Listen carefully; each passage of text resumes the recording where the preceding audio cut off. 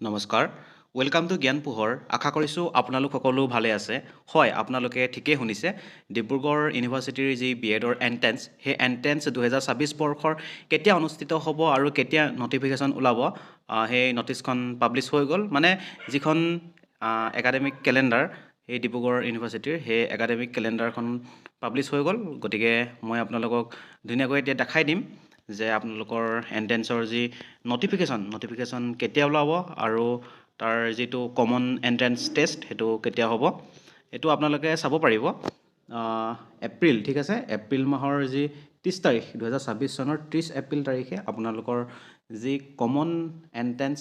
যিটো টেষ্ট হয় সেইটোৰ নটিফিকেশ্যনটো ওলাব আৰু বেছিদিন নাই